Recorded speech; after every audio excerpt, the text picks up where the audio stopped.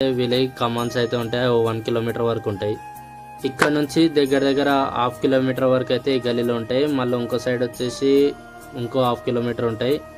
మనకి ఇది 2 సైడ్ కలిపి 7 కమాన్స్ అయితే ఉన్నాయి. అంటే సింగిల్ సైడ్ వచ్చేసి సింగిల్గా చూసుకుంటే అయితే మొత్తం 14 ఉంటాయి.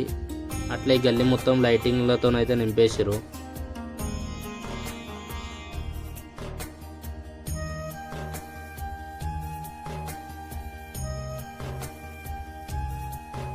ఇది ఇంకో ఎంట్రీ. ఇక్కడ ఎంట్రీ దిక్కు మనకు ఫస్ట్ విష్ణుమూర్తి కనిపిస్తాడు. ఇవైతే టోటల్ 9 కమాన్స్ ఉన్నాయి. 9 కమాన్స్ అంటే ఒక్కొక్క కమాన్కి 2 సైడ్స్ ఉన్నాయి కాబట్టి టోటల్ 18 అనమాట. ఇక్కడ 18, మనకు అక్కడ 14, టోటల్ 32 అయితే ఉన్నాయి. ఒక్కసారి లైటింగ్ చూడండి, మీకు అయితే మస్తు అనిపిస్తుంది ఇక్కడికి వస్తే మాత్రం.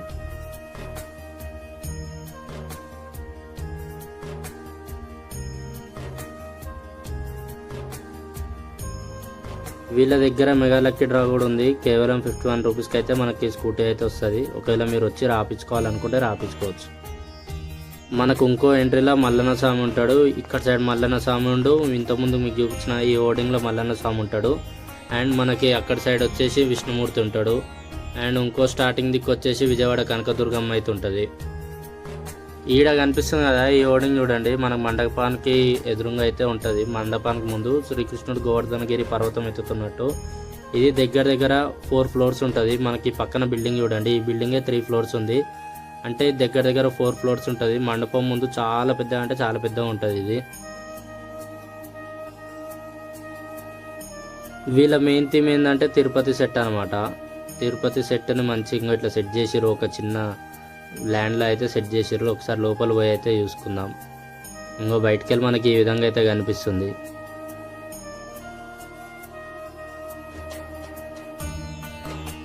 ఒకసారి లోపలికి పోయి అయితే చూద్దాం, లోపల ఎట్లుంది చూపిస్తాం మీకు.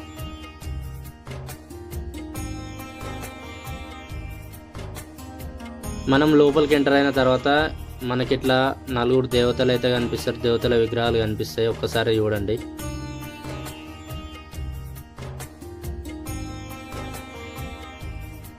చుట్టూ వచ్చేసి మనకి టెంపుల్ లెక్కనే ఉంటుంది. లోపలికి వచ్చిన తర్వాత టెంపుల్ వైపు వస్తుంది. ఇక్కడ కనిపిస్తున్నాయి కదా, ఒక్కొక్క దగ్గర ఒక్కొక్క దేవుడు అయితే మనకు కనిపిస్తాడు.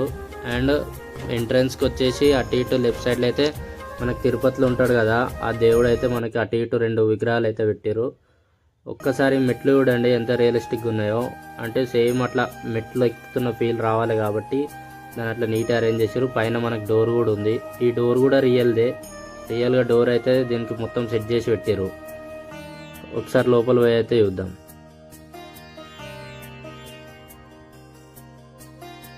ఒక్కసారి వీళ్ళ వినాయకుడి మండపం ఎట్లుంది చూడండి. ఇంకో వీళ్ళ మెయిన్ వినాయకుడు ఇది.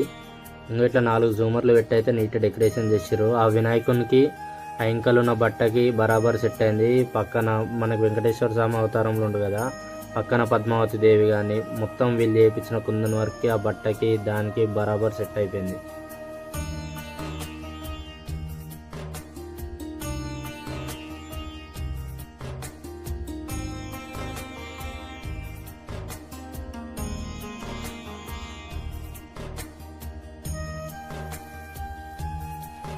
మీరు కూడా తప్పకుండా అయితే ఇక్కడ విజిట్ కావాలి. ఇక్కడ విజిట్ అయ్యి వీళ్ళ విగ్రహం ఎట్లుంది, వీళ్ళ డెకరేషన్ ఎట్లుంది, వీళ్ళు ఎట్లా గ్రాండ్గా అరేంజ్ చేస్తారు, ఎట్లా సెలబ్రేట్ చేస్తారు అనేది మీరు చూడాలి.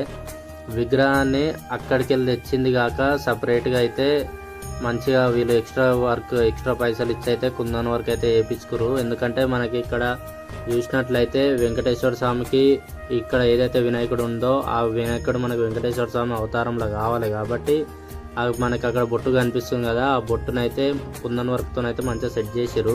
మీరు వీడికి వస్తే మీకు ఎట్లా సెట్ చేసారు ఏందనేది మొత్తం అర్థమైపోతుంది. మీకు ఎట్లా అంటే ఏదో నిజంగా దేవుడు చూస్తున్నట్టే కనిపిస్తుంది.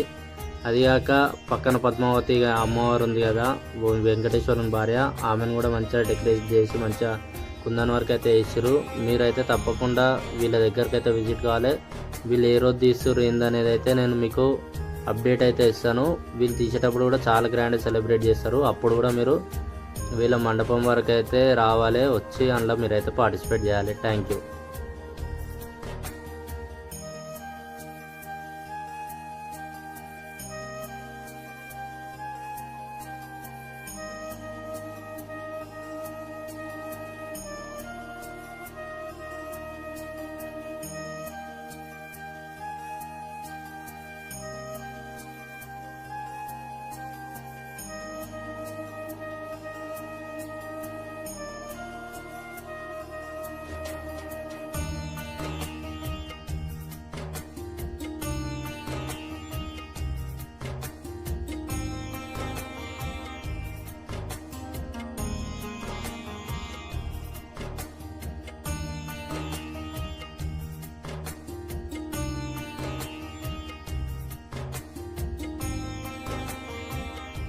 మీకు మా వీడియో నచ్చినట్లయితే తప్పకుండా డూ సబ్స్క్రైబ్ అండ్ మీరైతే